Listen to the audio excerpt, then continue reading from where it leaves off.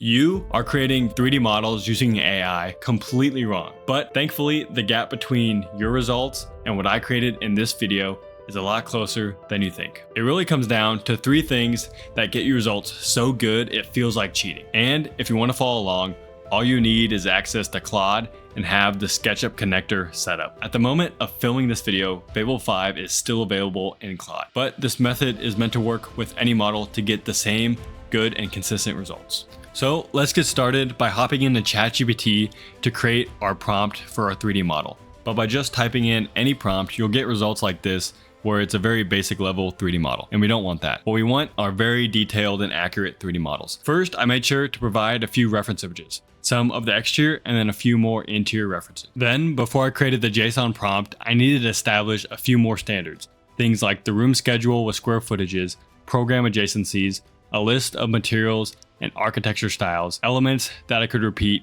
on each 3D model I created. But then I also needed to include things that were unique to each project. Elements like the site context, the size of doors, as well as negative constraints, things like no bedrooms by the garage or no windows on the east facade.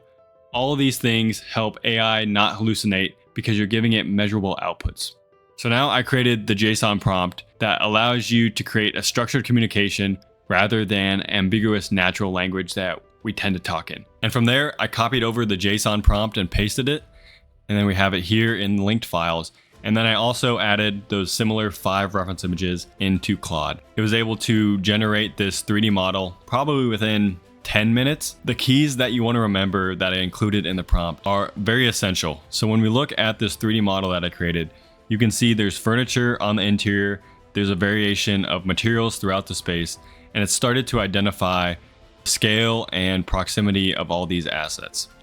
And so how I was able to achieve that is you got to be very detailed with what you're going to include. You want to include square footages of each room, as well as the elements of furniture that you want, as well as orientation and the proximity between rooms. So you want a bedroom and a bathroom together, the kitchen and the living room. So we have a bathroom here, and then we have a living room and the kitchen. So it's laid out pretty naturally to what a normal house would be. And then you have this back porch area. You also have this central atrium as well. Another key that you want to remember, and something that will save you a lot of time down the road, is make sure you identify for Claude to distribute everything into different layers. So for instance, I have a ground layer, I have a layer for elements that are wood texture, I have trees and shrubs on another layer as well. And then you'll isolate the lighting, furniture onto one layer, doors, etc. And so this is crucial because otherwise you're then going to have to go back and put everything into layers. And that's not the point of this. We're trying to save time. The easiest way to create a 3D model like this, like I said, is using Claude's Fable 5 and importing a JSON prompt that I created in ChatGPT. It's come a long way in the last couple months. So if you're wanting to learn more about how to use AI and architecture, make sure to check out my school community. Link is in the description. Thank you guys for watching. I hope you guys found this video informative, and welcome to the grind.